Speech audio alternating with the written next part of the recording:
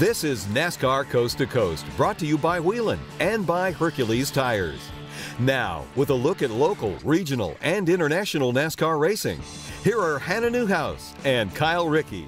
Welcome to NASCAR Coast to Coast here on the Motor Racing Network. It is Wednesday, October 2nd, 2019. I'm Hannah Newhouse, joined in our Concord, North Carolina location, and joined after a week off. Kyle RIckey, you are in Disney. I know it's got to be tough coming back to your work duties. How was Disney, though? It was amazing. It was a good time. It was a great escape with the family, as it has been for a number of years now. Did you miss me last week here on the show? I feel like that's a very loaded question. Well? I mean, we had Dylan Smith with us. He did an awesome job of filling in for you there. So you've had some competition here, coming through with your Disney trips. You got to get that in check, Kyle. I'm glad I was asked back this week. That's all I can say. I'm glad I'm back with you here this week on the show. Well, while you were riding Space Mountain, there was a lot of racing across the country that took place, including the NASCAR Pinty Series. They wrapped up their season at Jacasa, and history was made with a first-time winner, but also Andrew Ranger finally collecting that championship after a battle all season long with Kevin Lacroix. Yeah, Brett Taylor taking his first ever race win in his 28th series start in the NASCAR Pinty Series, was able to pass Jason Hathaway.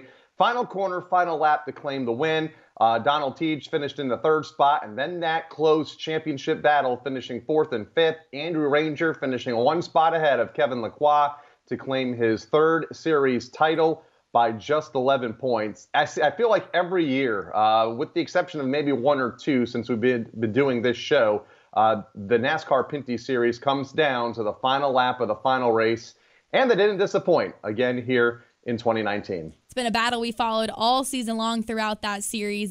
It seemed like they swapped back and forth every single time we did a show from a different location. So cool to see it come down to such a close finish, and also Brett Taylor collecting that first win in the finale.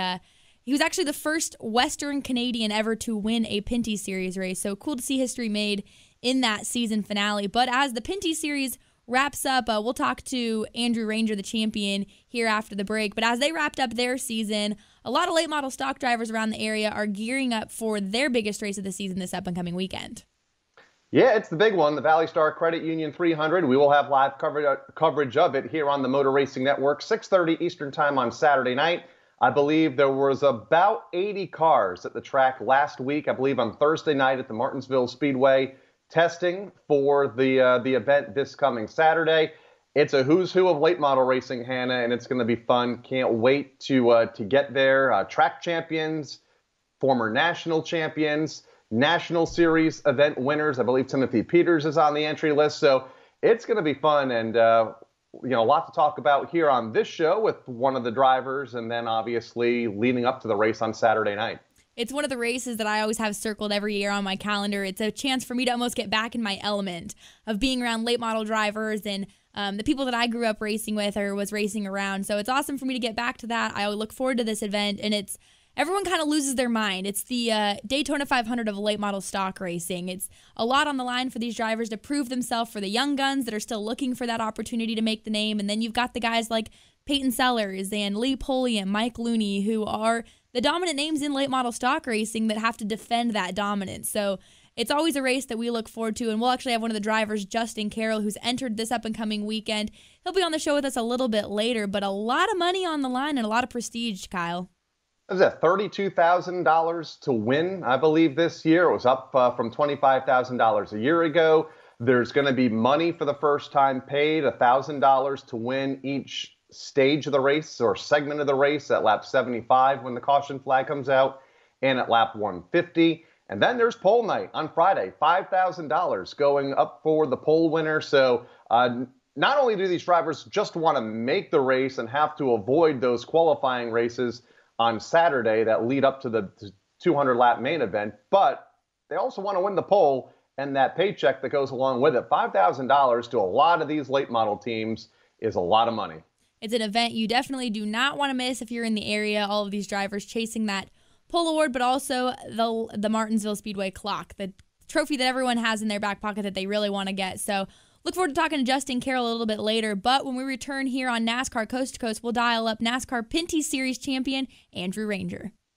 Whelen designs and manufactures reliable and powerful warning lights, white illumination lighting, sirens, controllers, and high-powered warning systems for automotive, aviation, and mass notification industries worldwide. Every part of every Whelen product is proudly designed and manufactured in America and is tested on site to meet the toughest industry certifications. On the road, in the air, and around the world, Whelen is trusted to be seen, trusted to be heard, trusted to perform. O'Reilly. This is Sarah's O'Reilly Auto Parts story. Driving cross country with 2 young children is ambitious, to say the least. Then our check engine light came on. We pulled into O'Reilly Auto Parts and they tested it. Turned out it was a faulty sensor. They referred us to a great mechanic just down the street and we were back on the road in no time. O'Reilly Auto Parts. Back to NASCAR Coast to Coast, brought to you by Whelen and by Hercules Tires. Here are Hannah Newhouse and Kyle RIckey. Over the weekend, the NASCAR Pinty Series wrapped up their 2019 campaign at Jacasa Speedway, and all season long, it has been a tight, close points battle between Kevin Lacroix and Andrew Ranger, but Andrew Ranger came out on top, and he joins us now on the guest line. Andrew, first off, congratulations on your guys' championship. Hey, thank you very much. I'm so happy for my team. Our team worked so hard during the season, and we finally win the 3rd championship. And in this race at Jacasa, it came down to one position between you and Lacroix. What was going through your mind those last couple laps, knowing that he was on your back bumper, and it was that matter of that one position that totaled the championship for you guys? Yeah, it was a very a nervous race. You know, it was very stressful. Stress before the race. I didn't talk a lot to my guys during that day, but during the race we pushed pretty hard. The car was just amazing, and Kevin was behind me, and I tried to stay with that gap and right to the finish line. So yeah, it was very stressful, very nervous before the race, but we finally won the championship. You started 3rd, you finished 4th. On paper, looked like a pretty quiet race for you, other than trying to stay in front of Kevin Lacroix throughout the entire distance. Any issues or hiccups during the race for you? No, definitely not. Right in the beginning, we were like right behind Kevin, 2nd position, and we led a couple laps, 14 laps, and right after that, I saw like Kevin would have a problem. I think his car was loose, so we stayed right in front of him during the race, and no, I never have issue, nothing. I was just trying to save my car for the end and look into my mirror, Kevin. So it's what I did all race long. And it paid off for you there with that one position ahead of him. But all season long, we followed this points battle, and it's been close with you guys swapping the lead back and forth multiple times throughout the season. You collected those 4 wins, and every race counted for you guys in being in points contention. How hard was it to put together a season like this and stay so consistent when the Pinty Series runs multiple road courses, you guys run street courses, short tracks, big tracks? I mean, how hard was it to stay consistent throughout the entire season? Well, like you say, you know, we go on the different tracks. We have a long track, speedway, a short track, and a road course. So it's normally we can find some gaps during the season, but I need to say, you know, Kevin is a good driver. He never have a big issue during the season, and the same thing for us. So every race, it looked like it was me and him in the championship fighting, and all the points count. And I'm so happy to finally win the championship. And the top 12 was so competitive this year. It was unbelievable. You know, it's like everybody can win every race, and I'm so proud for the Pinty Series because it showed that it's really a very good series, very competitive. We race across Canada, and it's just amazing series. That was going to be another question I had for you during our time here, so I want to jump on it now. 13 races this year, an average car count of about 20 to 24 cars every week, including a pretty healthy field of 26 this past week in Jacasa. We're going to see a lot of changes next year here in the States with the NASCAR K&N Series, East and West, merging with ARCA. Is all well with the NASCAR Pinty Series? Do you anticipate many changes? Is 13 races a pretty good number for you guys right now? Yeah, but 13 races, maybe we can have a little bit more, but I can say that 13, it's pretty good. You know, we race across Canada. So it's like a weekend we are in Toronto. Next weekend we're in the Alberta, Saskatoon. And every time we go at the track, it's almost sold out. You know, it's fun to see that the big road course are like big Grand Prix for us. So it's like 30 to 40,000 people are right there. So it's fun to see that. It's fun that the people are show up at our race. And like I said, like the top 12 can win every weekend. So the competition was very, very good. And I think it's fun for us. And it's always fun for us as well to get to go to Canadian Tire Motorsports Park when we get to go there with the Gander Outdoor Truck Series and watch you guys race. Jacasa is still on my bucket list of tracks I have to get to go to. That facility looks incredible, and you guys always put on good racing. But Andrew, you won that inaugural championship in 2007. You did it again in 2009, and it's been quite some time since you've now capped off this third championship. Is it easy to say that this one was the hardest one for you guys to get? Yeah, it was hard, you know, because I raced for 5 years in 2010, and after that I raced 5 years with Waste Management in the States. I did different series, K&N, ARCA, Nationwide, and that past pickup truck. So after 5 years, I came back in Canada with Mopar, and it was tough. You know, we worked really hard and built a pretty good team, built new cars, and at the end of that, last year we were very competitive, but we had a little bit of bad luck. But this year, everything was perfect, you know. Same guys, everybody were going in the same way and working hard during the winter, built a brand new oval car, and it proved that we were being fast every time we go on the track. So I'm so happy for those guys. It's fun to win a championship like that. How has this series changed since those championships back in 2007, 2009? Obviously, a lot of evolution with the series, with the race cars, and with the schedule, adding obviously New Hampshire Motor Speedway to the schedule last year, a race you won just about 10 days ago.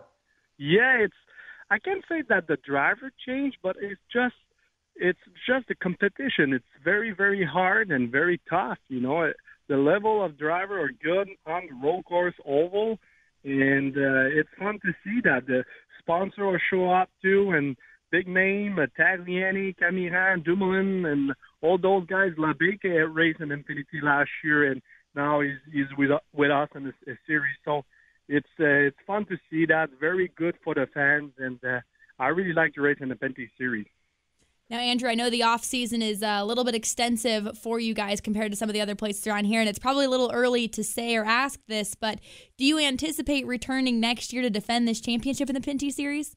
Oh, yes. You know, this is definitely my goal. I make a living with that. I have a really good sponsor, Mopar, are behind us, and it's fun. You know, I would like to race in the States, but sponsorship, it's hard to me there, so I prefer to stay in Canada and make pretty good maybe not living with it and enjoy it and have fun. And every time we go on the track, the competition is hard, and I enjoy it. Seriously, it's great to race in that series. Well, we look forward to that. And again, congratulations on your championship. We look forward to seeing you in December for the championships banquet here in Charlotte. Yes, thank you very much. Thank you. Awesome. Andrew Ranger, this year's 2019 Pinty Series champion on the guest line with us. But we return, we'll preview this up-and-coming weekend for Martinsville with the late model stock ValleyStar Credit Union 300. Here's your chance to win a set of your very own Hercules tires. Go to HerculesTires.com/MRN. Simply register, and each month we'll give away one set of tires. Hercules Tires has the value, selection, and industry-leading mileage coverage to get you wherever you need to go, no matter where the road takes you. Register now for your chance to win a set of Hercules tires at HerculesTires.com/MRN. Hercules Tires. Ride on our street. Prepare your vehicle for the weather ahead during Superstart Battery Month at O'Reilly Auto Parts with great deals on batteries and accessories. Plus, save on your next oil change with 5 quarts of Valvoline Max Life motor oil and a MicroGuard filter, just $28.99. O'Reilly Auto Parts. Better parts, better prices every day. Limit supply. See store for details. O'Reilly Auto Parts. Whelen designs and manufactures reliable and powerful warning lights, white illumination lighting, sirens, controllers, and high-powered warning systems for automotive, aviation, and mass notification industries worldwide. Every part of every Whelen product is proudly designed and manufactured in America and is tested on site to meet the toughest industry certifications. On the road, in the air, and around the world, Whelen is trusted to be seen, trusted to be heard, trusted to perform. Back to NASCAR Coast to Coast, brought to you by Whelen and by Hercules Tires. Here are Hannah Newhouse and Kyle RIckey. One of the biggest weekends is upon us in late model stock racing as the ValleyStar Credit Union 300 is set to get underway at Martinsville this up-and-coming weekend, and we're joined in studio by one of the drivers who is set to race this weekend there, Justin Carroll. Justin, for people who may not know, we've talked about this race at Martinsville a couple times throughout the show. It's one of those staple races in short track racing. To a local late model driver, talk about the prestige that comes with this race at Martinsville. Oh, it's a huge race. I think it would rack up against, like Snowball Derby for the super late models. We have almost 80 cars that show up for, for this race. It's the second year, I believe, under the lights, or third year under the lights. So it's definitely an incredible race. If you're a fan, you've never been there, I definitely recommend you coming out. I believe you have 3 starts in the ValleyStar Credit Union 300 over the last 3 years, top 10 finishes in all 3, a best of 6th on a couple of occasions. So what's the secret of surviving that race, regardless of the format? It changes every year, and we'll talk a little bit about the new format for this year. But what's been the secret of survival for you? It's truly been survival. It's a very hard race, physically, mentally, all the above. And you got to miss all the wrecks, because, big races, they have those kind of things. And first got to make the race. It's really hard to make the race. They only take 40 cars. So you got to, qualify in. If you don't qualify in, you got to run the heat race. And last year, they had last chance races. This year, they're not doing any last chance stuff. So last year, we actually ran every single lap possible because we didn't make it into the A main off of the heat races. So I had to run the last chance race. And then we made it in, started 33rd, and had a couple problems throughout the race, but ended up ultimately finishing 6th, which was awesome. And in this race, we see a lot of the most prestigious guys ultimately lose their mind. This race, for whatever reason, just has people on edge the entire time. It's so hard to make it, and then once you're there, you have that victory within grasp just being in that A main there. And to touch on what Kyle mentioned, the format. We've seen it different every single year. Last year, wasn't there a caution with 10, 15 laps to go where everyone came down and got 4 tires and set them up for a shootout? It's changed this year, though. What's the format this year? Yeah, the format last year and years prior has kind of been, in my opinion, not so good. But I think they've really straightened it out this year. They've, added to where you can put your tires on at either break, and it's top 20 gets locked in off of qualifying. And I think it'll just make it for less chaotic throughout the race. Less carnage, because we usually see a lot of that at that race. Yes, and that's never good for any of us. The breaks this year, lap 75 and then lap 150, and then the final stage will be a 50-lap run. Different from 2 years ago where it was 10 laps and it took 2 hours to run those last 10 laps. And then last year it was 20 laps, and they've expanded it by another 30 laps this year to 50 laps. Do you think that final 50-lap segment will be a little bit more tame than the 2 hours it took to run the 10-lap segment 2 years ago? Yeah, I totally think it would be, a lot more tame just because, 10 laps ago with brand new tires, people, they're going 110% and they don't really care, what happens. They just want to get that clock and that, what was 25,000 now up to 32, I believe it is. 32,000, yep. Yeah, I mean, that's a huge deal. But now you got 50 laps to go for it. So kind of everyone has to keep their heads on, at least for a while. And if there's a caution that falls within the 10 laps, then, whatever happens then. So. Yeah, it was crazy last year. I remember at this race, absolute melee on that last lap. And we do cover the race with MRN.com. So if you guys aren't able to make it, be sure to tune in and listen to us. We're going to have coverage all weekend. But I remember being on the front stretch last year, and people were coming up asking me if I knew who had won and what was going on. It was absolutely crazy. And it's just one of those races that goes down in the record books. But you're coming off of a recent win. You went to Dillon Speedway this past weekend. never had been there before and won. And I know Martinsville is a little bit different, but does a win like that help you carry momentum into a weekend like Martinsville? Of course, confidence. It's the big, I'd say one of the biggest things in racing is to have confidence going in week to week. And, we're going into the biggest race of the year. We got confidence. The team's, firing on all strides. And, I'm excited. I think we had a really good car at the test on last Thursday. And I think it's the most prepared we have ever been going into Martinsville. And, that's good for us. We've had, we finished top 10 each year. So this is, I feel like we're prepared for it, like I said, the most this year. And hopefully we can improve on our best finish of 6th. Hannah mentioned you're coming off a successful weekend. Kind of bring us up to speed. What has your 2019 season looked like up until this point? We've been running full time at the car store. We've kind of had up and down year in the car store. We've had a highest finish of 2nd at Motor Mile. But we've also had, a couple of DNFs and just haven't really had the luck that we've, wanted in the car store. But aside from car store, we've just running some NASCAR weekly races around at Hickory and just kind of bouncing around. We've been running A Speedway, which isn't NASCAR, but been having a lot of success there. And been also trying to represent the RIckey program the best we can. And that does add to that busy schedule. There's obviously constraints within that you have to run so many races. And the RIckey program is something that requires you to have success not only on the racetrack, but they also, push for community involvement, your social media. Talk a little bit about what you've been doing off of the racetrack. I know you have a couple of things right now that's actually going on with your racing career involved with the community here in the Charlotte area. Yeah, so we've been really helping out with the Samaritan's Feet. I'd probably say that's the biggest organization we've helped out with. We this past week we're just at a local school, and we put shoes on every student in that school, in the elementary school, and that was so cool. It's really something that Corey LaJoy got push started, and he had kind of raised a bunch of money and kind of got the whole program set up for there, and we were able to go there and just help put shoes on those kids' faces, and some of them just less fortunate, and to see the smiles on those kids' faces was just absolutely incredible.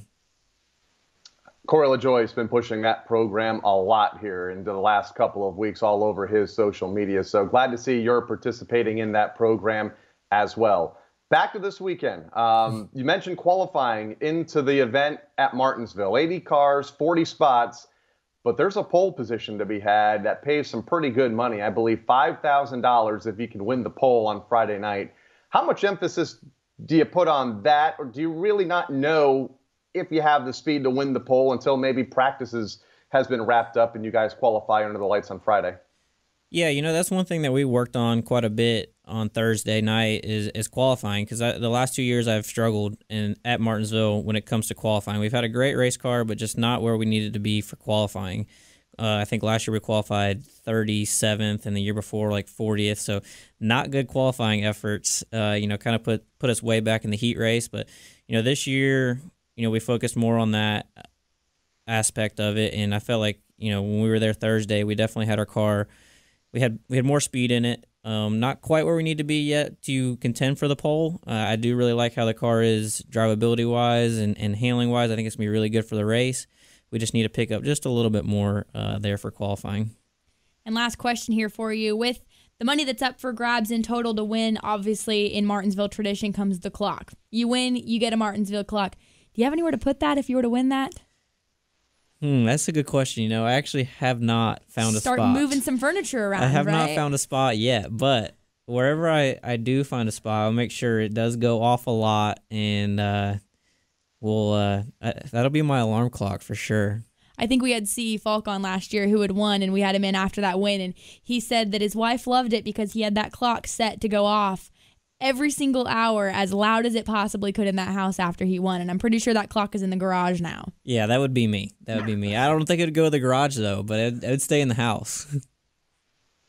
It's one of the greatest trophies, one of the most recognizable trophies in all of sport. Imagine Jimmy Johnson's house. What does he have, like 10 of those things? One in every room, and I know Mr. H has them as well. And I'm glad that the late model drivers have a shot at going for a clock. I believe there was a time where that was not part of the trophy presentation, and I believe the NASCAR Wheel and Modified Tour teams are also eligible for a clock when they head back to the track next year. So I'm glad all the series that race at Martinsville now, the clock is part of the trophy presentation.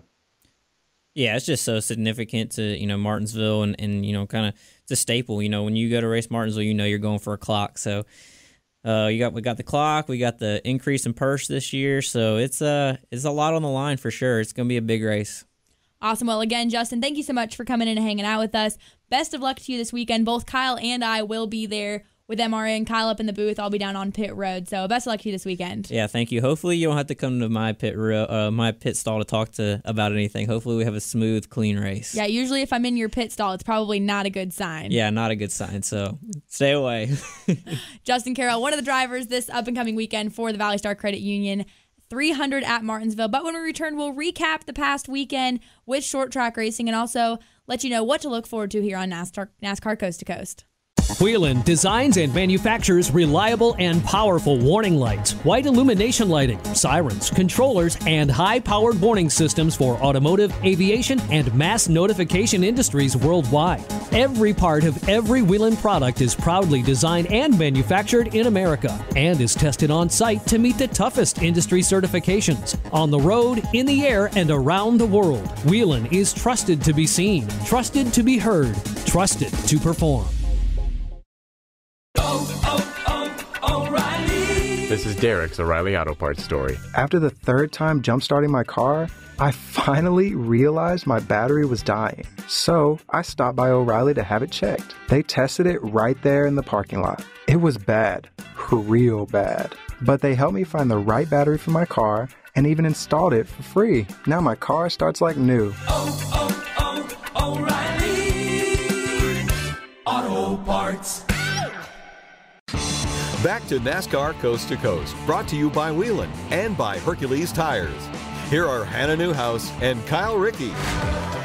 Plenty of racing action over the past weekend. We mentioned the NASCAR Pinty Series had wrapped up their season at Jacasa with Brett Taylor collecting his first win, and another first-time winner came in the NASCAR Whelen Modified Tour up at Stafford for the fall final. And 66 starts, Kyle, it took this driver to finally collect that first series win.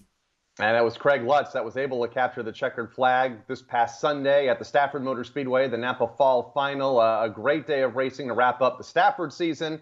The penultimate race for the NASCAR Whelen Modified Tour. Lutz held off the best of the best as the drivers that are running for the championship. Justin Bonsignor, who is still yet to win at Stafford, finished in the second spot. Doug Coby third. You had Chuck Hosfeld in fourth and Matt Swanson rounding out the top five. 19 points separate the top two. Doug Coby, the point leader, to Justin Bonsignor in second as the series heads to the Thompson Speedway Motorsports Park in just over a week's time for the World Series of Speedway Racing, which will determine the NASCAR Modified Tour champion for this season. The NASCAR Can-Am Pro Series West also in action out at one of my home tracks of Meridian Speedway in Idaho. Derek Kraus collected yet another win on the West Coast with a bump-and-run move. Caution-filled race, though, as Todd Souza came home second, Trevor Huddleston third, Josh Jackson fourth, and Brad Casso came home fifth. 3 races left for the Can-Am West Series, but, man, Kyle, that race was just caution-filled. Seemed like no one could get off of each other's bumpers. Yeah, they drove into each other quite a bit, I guess is the nice way to put it. 12 caution flags for 70 laps. 13 laps of overtime. It was supposed to be a 208-lap race. It turned out to be 221 laps. Kraus picking up the win and thus extending his point lead now. You mentioned 3 races to go. 40 points, the difference back to Trevor Huddleston in second. Haley Deegan had an eventful night, finishing deeper in the field. She's third in points now, 45 out of the lead. So unless something really bad happens to Derek here these next 3 races, it looks like he'll have the championship in the bag for Bill McAnally Racing. They're back on October 12th at All-American Speedway in Roseville, California. And while the Can-Am West takes the weekend off this up-and-coming weekend, the Can-Am East will crown their champion this up-and-coming weekend at Dover. It was a close battle there for a while between points, but Sam Mayer seems to have a pretty sturdy lead as he leads Chase Cabry by 30 points and 42 over Spencer Davis as they head into the last race of their season at Dover this weekend. Yeah, the General Tire 125 this weekend will kick off a busy weekend of NASCAR racing at the Monster Mile. The K&N Series will run on Friday, and then our live coverage picks up on Saturday and Sunday with the Xfinity. and the Monster Energy NASCAR Cup Series. Sam Mayer, though, all he really has to do is start, take the green flag with a 30-plus point lead. Not a huge car count for that division this year, so 30 points means about 15 spots on the racetrack. So depending on the entry list, he'll pretty much only have to start the race to get his first NASCAR K&N Pro Series East Series championship. And Kyle, there's also some racing going on internationally as well with the NASCAR Euro Series this weekend. Yeah, Circuit Zolder, the Grand Prix of Belgium, the final twin weekend, doubleheader weekend for the NASCAR Whelen Euro Series. Loris Haseman, looking for that championship, has a 21-point lead over Nicola Roca. A couple of new names that we really haven't talked about in recent years as drivers running for that championship. Again, a series that continues to evolve every year. Competition seems like it gets better every year.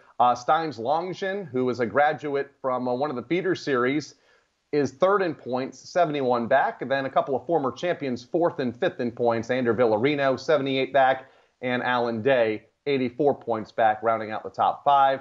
So 2 races to go, one on Saturday, one on Sunday, to determine the NASCAR Whelen Euro Series Elite One champion.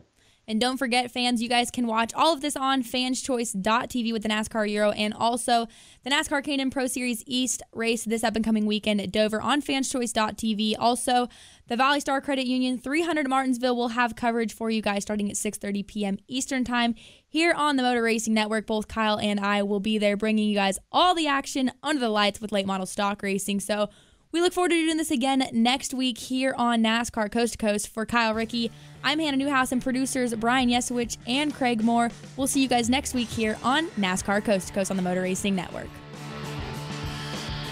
NASCAR Coast to Coast has been brought to you by Whelen and by Hercules Tires. NASCAR Coast to Coast can be found on MRN.com, Facebook, YouTube, or your favorite podcast provider. NASCAR Coast to Coast is a production of the Motor Racing Network. All rights reserved.